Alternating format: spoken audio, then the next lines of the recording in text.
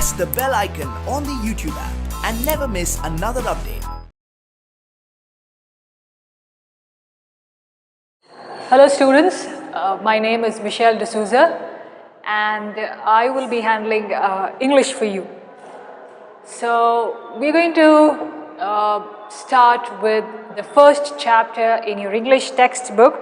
Okay, your textbook is Reflections, and we're going to begin with the first chapter, that is The Gentleman of the Jungle by Jomo Kenyatta. Okay, Jomo Kenyatta is written The Gentleman of the Jungle. All right. Now, before I begin the chapter for you, it's an interesting lesson as such. It is wonderful in its own way, just like other short stories that you have learnt or other fables that you have seen. Before that, I would ask you a question. You'll have to answer yourself, yet the question would be like this. Have you heard, you obviously have heard about Panchatantra, yes, but have you read any of these stories, or it's impossible to read all of them, but at least a few we have encountered, few we have known from maybe teachers have told us, maybe at home we have listened to it, or we have read it, or through our textbooks it was portrayed to us. So this was how we have read. Now you may have, along with Panchatantra, you may have read other fable stories that are there. So what is a fable in its own way? It's a fictional story that is there, which usually uses animals where they portray human qualities on those animals. So a fable as such. Now you may have heard about stories where there are good morals that come, or if there is any bad thing happening in the beginning and then it transforms into a good thing that's there, it transforms into a better person, or it transforms them into a better atmosphere. So all this is in the process of making up stories. So you and I can also write certain stories, isn't it? We can look at our atmosphere around and we can do certain things. Now, when we are focusing on this lesson also has characters as animals and a man. Okay, a man and certain animals. Now, this story is in relation to certain things that had happened in the past and what has the author or the writer experienced it.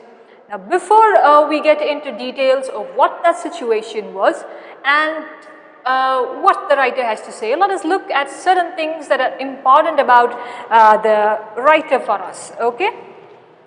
Now, you may refer to page number 6 in your text, and you may see that box over there, a note on the author. Now, I have put down a certain few important things for you. You may just look it out around, okay? So, Jomo Kenyatta was, he was a political leader, an African political leader. He was the first president of Kenya. This is a country in East Africa, all right? Then, he always stood for African people. He wanted to contribute to their rights. Just like we fought with the Britishers. Okay, we were a colonized country. We were colonized people. That is, we were under them. Similarly, the Africans were also under the European powers.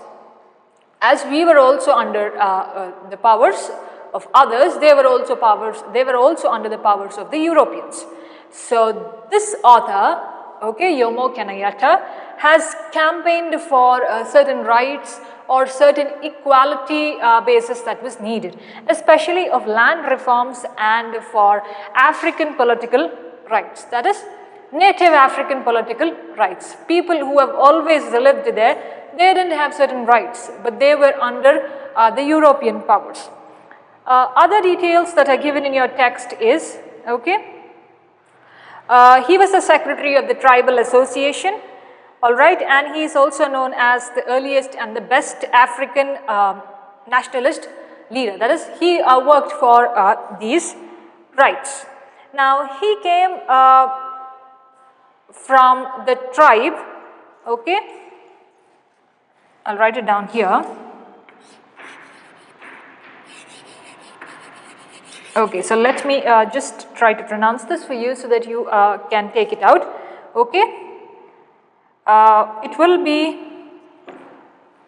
Keau, okay, Keau, this was a tribe, okay, this was a tribe that he belonged to. You let it split like this, okay, okay, all right.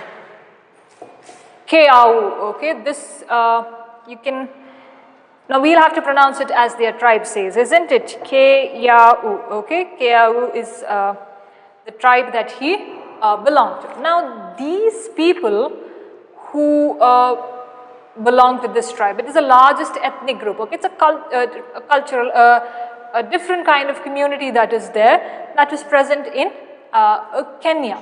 And they also belong to this Bantu ethnic group. So now certain things may be new for us. So you'll have to just know in brief, okay? Just know in brief where and how it is related to the author. So he was a person, Jomo Kenyatta, he fought for the rights that we have to be an independent state, we will have to fight for our rights, and we will have to stop colonization that is there. So let me get into some brief introduction of the heading, and then we will move forward. Now, the gentlemen of the jungle. So understand in these terms, gentlemen was referred to as white people. Okay, white people, gentlemen. Gentlemen was referred to as white people, gentlemen of the jungle. Now, this title that is given is in relation to the story. Yet, if you take the past implications that are there, gentlemen of the jungle will represent or take into task the white people who had colonized these Africans.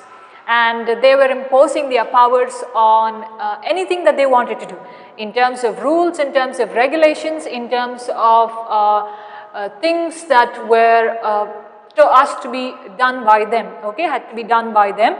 Anything, whatever the colonizers said, the colonized people had to do it. And who was colonized here? The Africans were colonized under the European powers.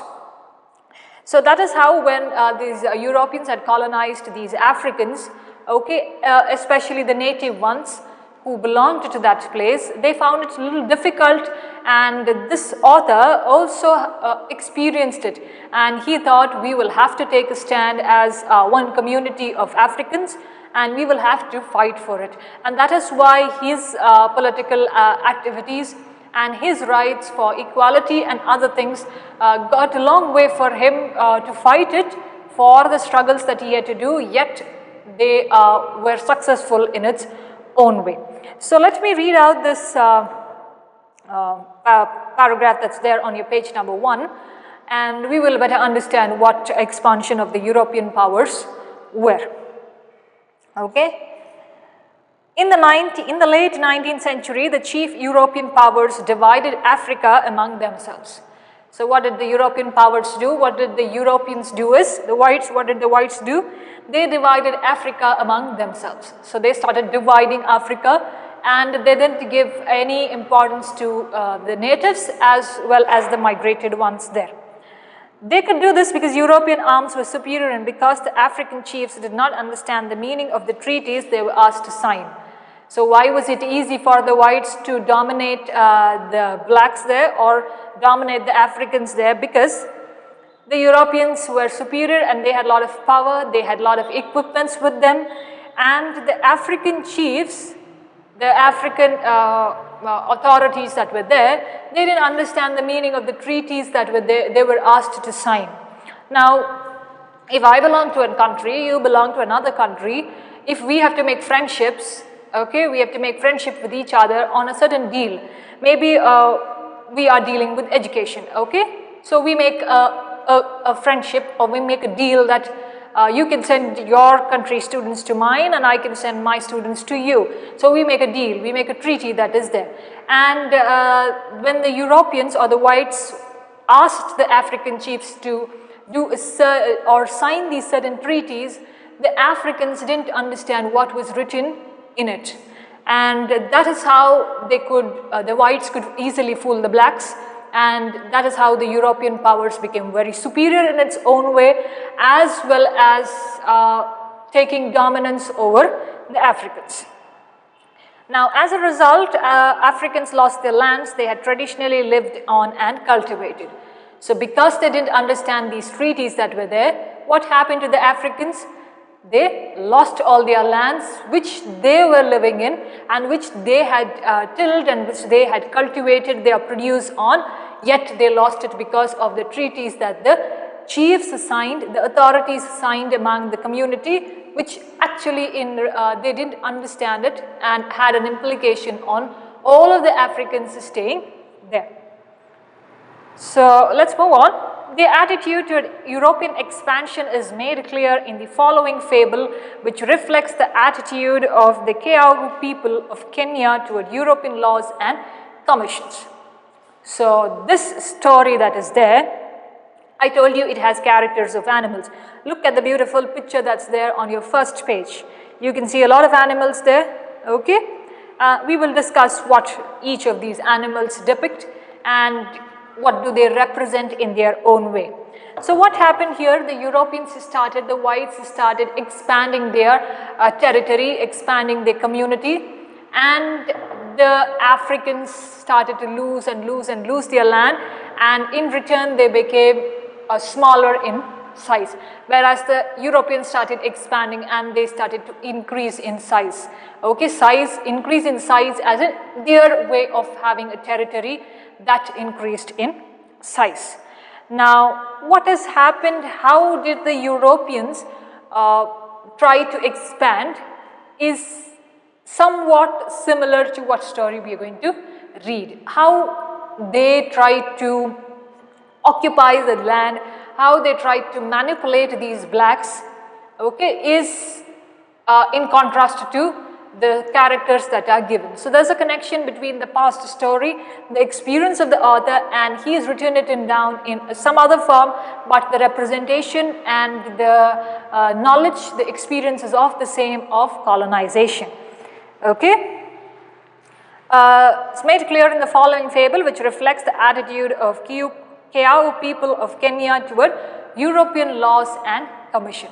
So what is clear in this story is how the Europeans made their laws, they made their commissions, and how it affected the people there, especially the native people there, and the blacks who were staying there.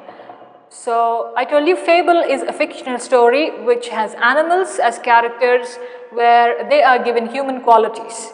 So let's begin the story, The Gentleman of the Jungle by Jomo Kenyatta. So follow page number 2. Once upon a time, an elephant made a friendship with a man. One day, a heavy thunderstorm broke out. The elephant went to his friend, who had a little hut at the edge of the forest, and said to him, "My dear good man, will you please let me put my trunk inside your hut to keep it out of this torrential rain?" So what has happened? Now look at the beginning there. Once upon a time. Have you heard of many stories? Once upon a time there lived a king, and okay, and so on and so on. Okay, once upon a time. So this is the a general way of beginning a fairy tale or a fable. Once upon a time there lived a boy. Once upon a time, and so on and so forth. Okay. So once upon a time an elephant made a friendship with a man.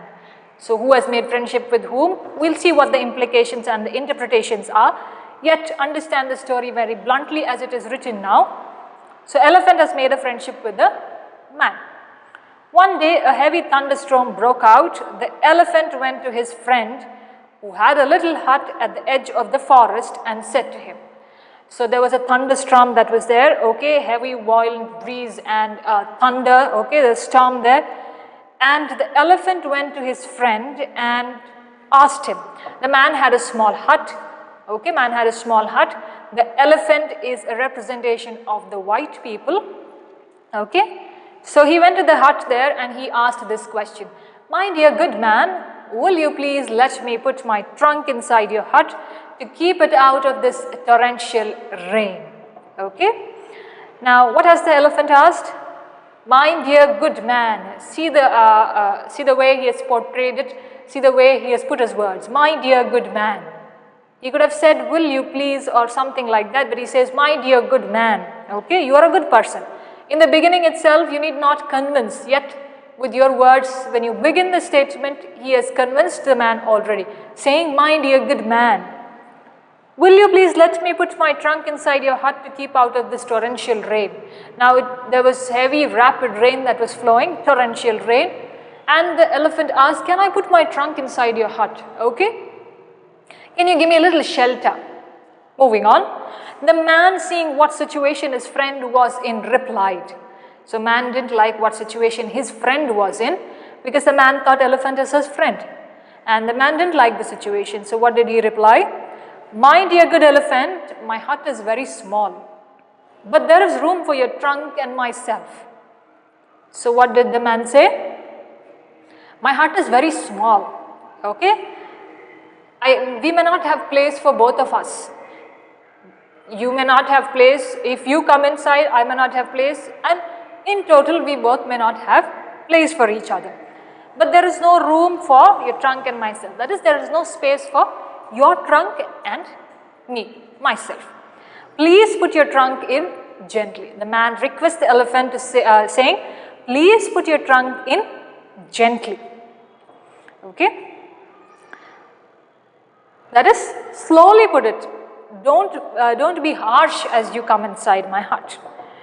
The elephant thanked his friend, saying, elephant is thanking him and saying, what?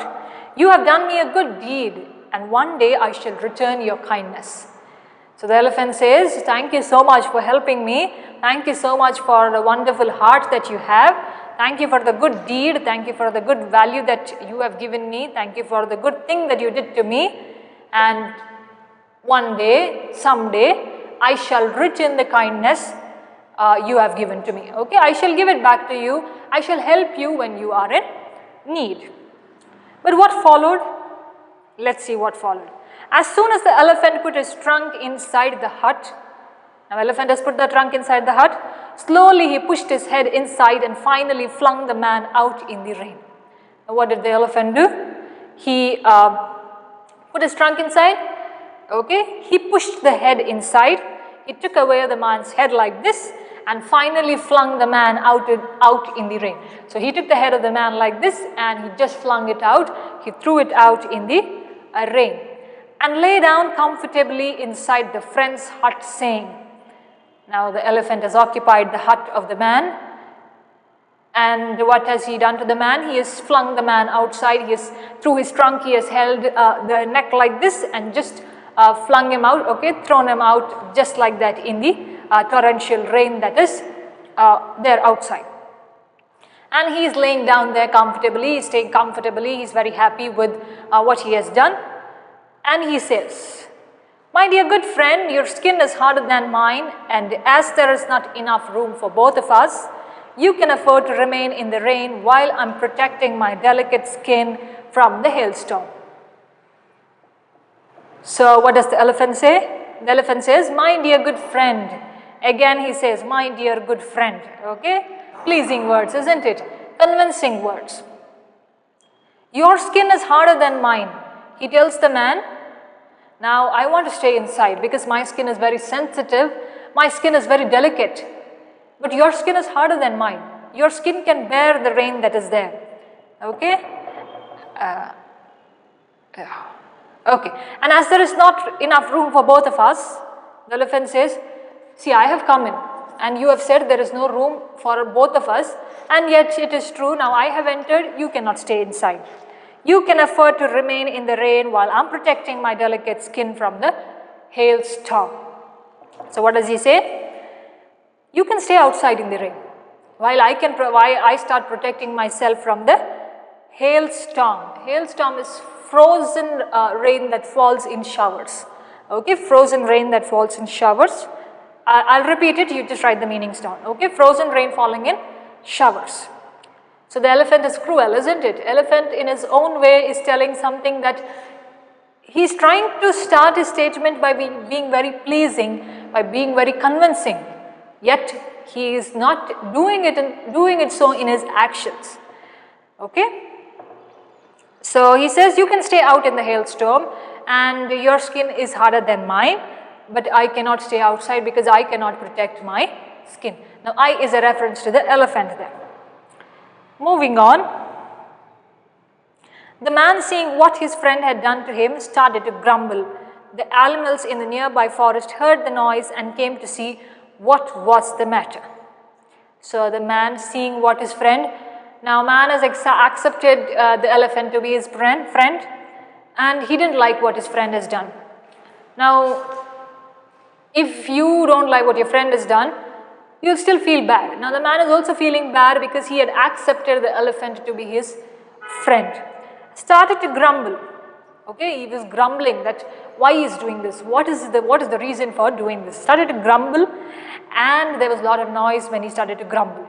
So the animals who were there in the nearby forest, that is the neighbors who were there, heard the noise and came to see what was the matter. So they heard the noise that was going on, and they wanted to see what was going on between, what was going on in the man's hut there. So they came very, what is that? They came, hurriedly they came to see what was happening, okay? All stood around listening to the heated argument between the man and his friend, the elephant. So what was happening? There was a heated argument that was going on. Now it is a man's hut, obviously man will fight because the elephant has occupied the hut. So heated argument is very harsh and very strong arguments from both sides. And a lot of noise, a lot of confusion as to what is happening. Okay? Argument between the man and his friend, the elephant. So both were arguing for their needs, both were arguing for what was happening. That is, man is asking, why have you taken my hut? The elephant has his own reasons to say, so the argument goes on and on. In this turmoil, the lion came along roaring and said in a loud voice, don't you all know that I am the king of the jungle? How dare anyone disturb the peace of my kingdom? So what does the lion say? Okay, turmoil is confusion, great sense of confusion, turmoil. In this turmoil, the lion came along roaring and said in a loud voice. So the lion has come now. Who is he? The king of the jungle. He says, don't you all know that I am the king of the jungle? Now, lion wants to assert his authority. The lion wants to assert his independence there. Okay? How dare anyone disturb the peace of my kingdom? He says, this is my kingdom. This is my territory. I have the authority over this. How can you disturb the peace over here? How can you disturb the peace that is there? How can you do anything without asking my permission over here? So, see, man is a representation of the blacks and the rest are the whites. On hearing this, the elephant, who was one of the high ministers in the jungle kingdom, replied in a soothing voice and said, now who is the elephant? Elephant is one of the high ministers in the jungle kingdom. One of the high ministers. So you understand there is authority, there is hierarchy that is there. So he is one of the highest ministers that is there. He replied in a soothing voice and said, a calming voice, a pleasant voice and said, my lord, there is no disturbance of peace in your kingdom. The high minister says, my lord, no disturbance, nothing is happening. There is no disturbance in your kingdom. I have only been having a little discussion with my friend here as to the possession of this little hut which your lordship sees me occupying. So what does the elephant say? See, very clever words. You see how he has tried to convince his king there. I have only been having a little discussion with my friend here. So what does he say? We are not fighting. We are not disturbing anybody. But we are having discussion. We are not having argument. We are having discussion. Discussion about what? As to the possession of this little hut which your lordship sees me occupying. So the elephant says, I just came to possess this hut. I just wanted to take this hut. But your lordship, that is the man, okay, this is like a taunt that we give, isn't it? Which your lordship sees me occupying. He says, the man feels that I am occupying his hut. But I am here just to have a little possession, little share of that hut to myself. So I have come here to do that. Okay, now when this colonization also happened, see, people who were like very inferior in their own way had to really accept what was happening. Now the whites were having superior laws, the whites had their own ways. Now when we come to our country also, we were also colonized, and there were native people, there were Britishers who had come. We had to get into their reforms, we had to learn their language, we had to get their form of education, we had to do everything that they said. But on the other side, there were also people who were fighting for the independence, who were also fighting for the freedom. Now in this story here, the blacks were also fighting for their equal rights with the whites. Now I'm reminded of a similar story that is there. I'll just tell it to you and then we shall continue. Now the lady was a black lady, her name was Rosa Parks, and there was a system there where in the bus, okay, I'm just cutting the story short for you. You can find it out. Her name is Rosa Parks, okay. Read the whole story and it's an interesting one. So I'm going to write the story, write the name for you. Okay, Rosaparks, Rosa Parks. So I'm just reminded because it's slightly similar to what's happened. She was traveling in the bus. Now in the bus there was a rule like this, that the front seats that are there are reserved for the whites, and even if the blacks are sitting there, when the white enters the bus, they will have to vacate the seat for the white people, okay, or the whites, and they will have to either stand or sit somewhere in the end if they have space. So she was sitting, she was very tired after work, and she was feeling very terrible that day, and she sat on one of these front seats that were there. And as a white person entered, the driver of the bus asked her, Madam, please vacate the seat for the white. But she refused to do it. She refused to do it in a way saying that I have my equal rights, I'm equally tired than the man, I also have my right to sit. And she fought for the right of having equality between the whites and the blacks.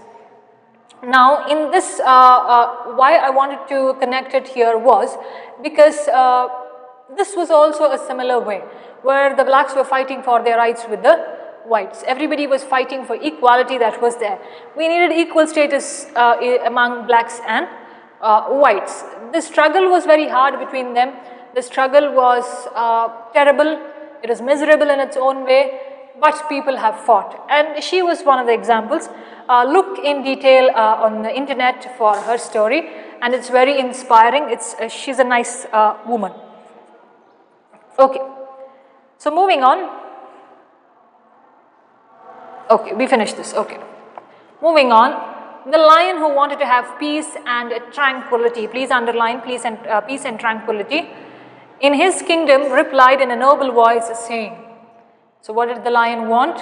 He wanted peace in his kingdom. Tranquility is calmness. Okay, tranquility is calmness.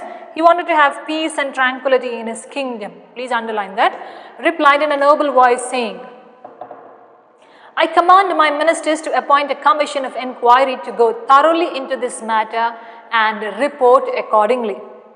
So what has the lion said now? This is not going to happen. We will have to call a commission of inquiry. They will have to inquire, they will have to know about the facts that are there, and only then we will move forward into this argument that you are doing. Commission of inquiry to go thoroughly into this matter and report accordingly.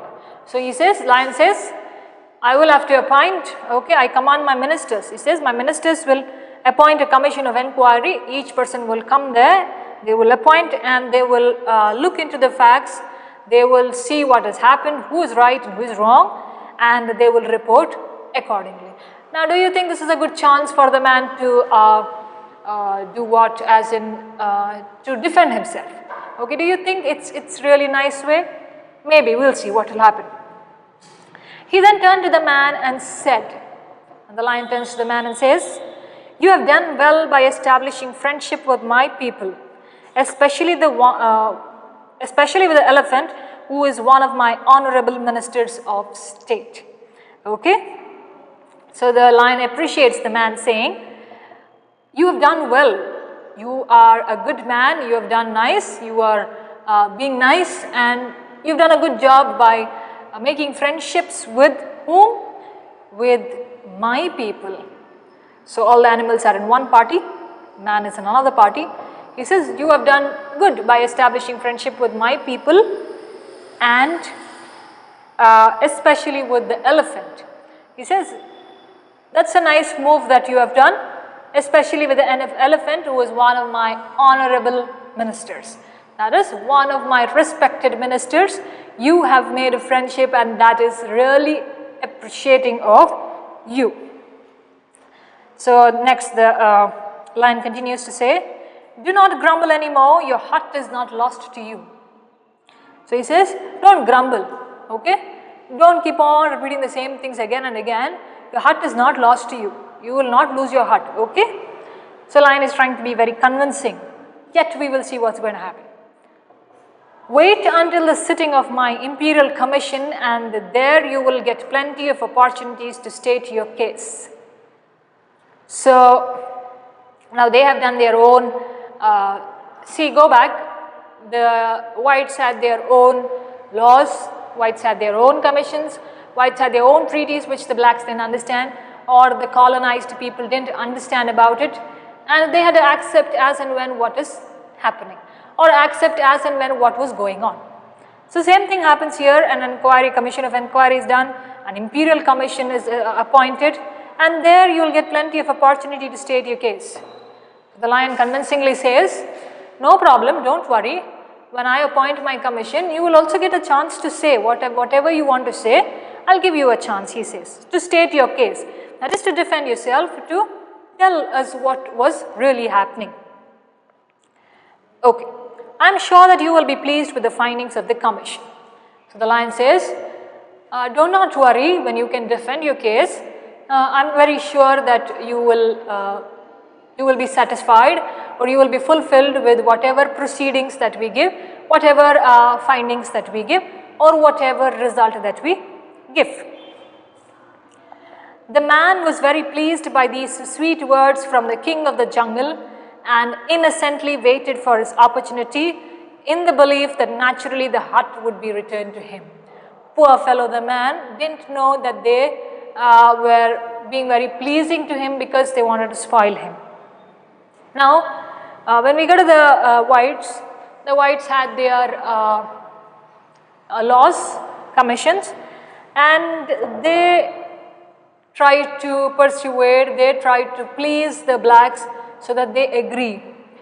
Maybe in terms like, "We will give you jobs like these, we will make you work like these," okay? That's how. So the man was very pleased by what the king said.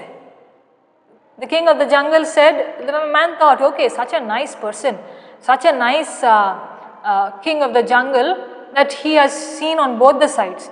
He has given me a chance, as well as he is giving a chance to the elephant. And the man was waiting for his opportunity. He was innocently waiting. Poor fellow didn't know what was going to happen. He was innocently, like a child, waiting for his opportunity, that he would get a chance to say his words, and he thought that I will get my hut back. I will get my hut back. And he thought, okay, they are going to set up commissions, they are going to do everything that is possible, and they will surely give my hut back. Moving on, the elephant, obeying the command of his master, got busy with her ministers to appoint the commission of inquiry. So the elephant has obeyed what the king of the jungle has said, his master, to appoint the commission of inquiry. So the elephant has the duty to appoint the commission of inquiry. the following areas of the jungle. Okay, the following people of the jungle were appointed to sit in the commission. So let's see who are those people who were appointed to sit in the commission, that is commission of inquiry. Mr. Rhinoceros, Mr. Buffalo, Mr. Alligator, the Right Honorable Mr. Fox to act as the chairman, and Mr. Leopard as the secretary to the commission. So how many people? 5 people. The fox is the chairman, underline that, the leopard is the secretary to the commission, then the other members are the rhinoceros, Mr. Buffalo and Mr. Alligator. Alright, so these are the members of those people. Next, on seeing the personnel, the man protested and asked. Now understand this word personnel first.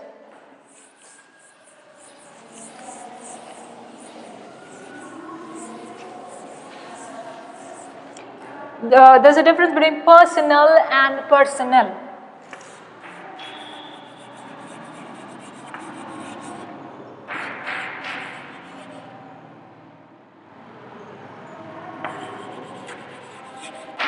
Okay, personnel, that is something very close to me.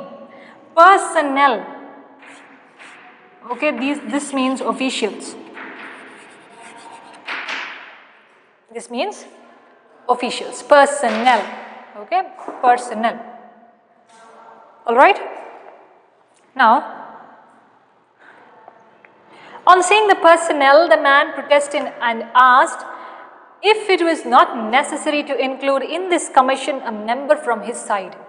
So the man is very disheartened now because he has no support, because he has no people around him. He has nobody on his side. So he requests or he asks them, is it not right that I should have somebody on my side? Okay? Or is it not necessary that I should also include somebody from my side? So what did he get in reply? We'll see. But he was told that it was impossible since no one from his side was well enough educated to understand the intricacy of jungle law. So what was he told? There is nobody educated from your side who can understand the intricacy of the jungle law. Intricacy is details that are very complicated. Details that are complicated. Deep meanings that you will never understand or people from your side will not understand. Alright. So they said, now see, this is reference to the laws made by the whites. They felt that the blacks didn't understand, or the blacks were not enough educated to understand what was going on with them or what these people did. Further that there was nothing to fear, for the members of the commission were all men of repute for their impartiality in justice, and as they were gentlemen chosen by God to look after the interest of races less adequately endowed with teeth and claws, he might rest assured that they would investigate the matter with greatest care and report impartially. So such a huge statement there. Understand what is being told, okay? Now, he was told, man was said, do not fear. There's nothing to fear because all the members who are there in the commission are men of repute for impartiality. That is, they have a certain respect that they will not do any partiality. They are impartial in giving their justice, and they are gentlemen chosen by God. Gentlemen reference to the whites, they are gentlemen chosen by God. Okay, now see the reference that is given, that they are belonging to a higher authority that is there. Okay, chosen by God to look after the interest of race less adequately endowed with teeth and claws. Now, adequately is enough for what you need or sufficient enough. Okay, now he says these people are chosen by God to look after people who have less power or who are in interest of race less adequately endowed with teeth and claws.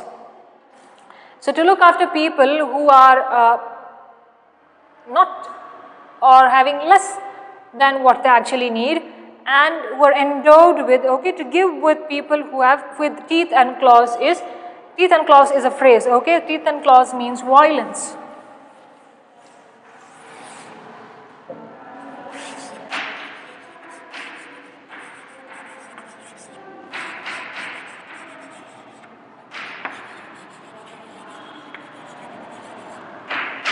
Teeth and claws is violence. So what does he say? They are done, they are appointed to look after people who are not able to support themselves, who cannot get into a lot of violence. He might rest assured that they would investigate the matter with greatest care and report impartially.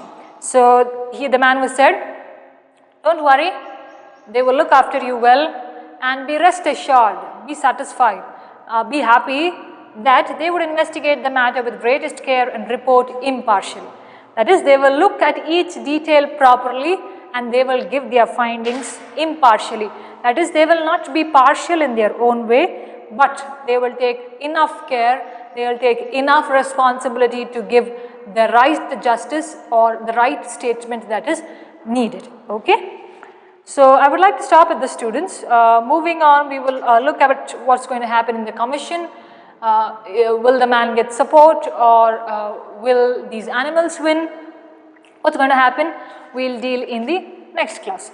So just to brush up on what we did today, we understood the European expansion that was going on, okay, how the whites started to show their power over the blacks. This story is also a connection of the experiences that the author Jomo Kenyatta had to do, and how he led certain reforms, how he became a political activist, how he fought against the whites.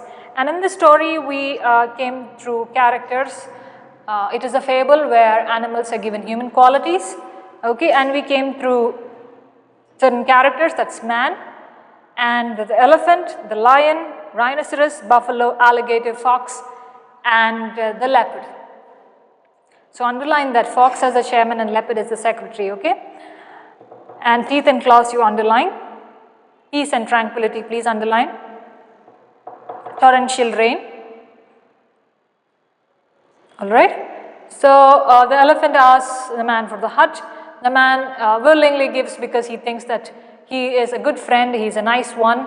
And what happens was the elephant is not interested in the affairs of the man. He just throws him out of the hut in the heavy rain that's there, and convincingly tells that your skin is harder than mine, my skin is delicate. And the man starts to argue with what's happening. There's a lot of turmoil. Now pick the new words that are there, pick the words and use it in your day-to-day communication. Okay, a lot of turmoil that's going on, and a settlement is done by the king of the jungle to appoint a commission of inquiry and to deal with the matters successfully. So king also is very pleasing. King also feels that he has to give equal justice to both, and the man is convinced with what he has to do. So this is what we had to study for this class. If you're able to read, read everything fully, and we will stop at this. We will see what's going to happen in the next class. Okay students, read how much we finished, or I'll appreciate if you read the whole lesson and get ready for the next class. Now I want you to do a little research or little extra work on, okay, I've not written it, the European expansion, the colonization that had happened, and the tribe that is there, and a little about the author. So with that you will understand the story better. So you will have to do a little bit of work from your side. You'll have to pick out the certain words that are there. You'll have to do your form of work also, okay? I'll be there to help you, and you'll have to also help yourself, okay? Thank you very much for listening. We shall meet soon in the coming class.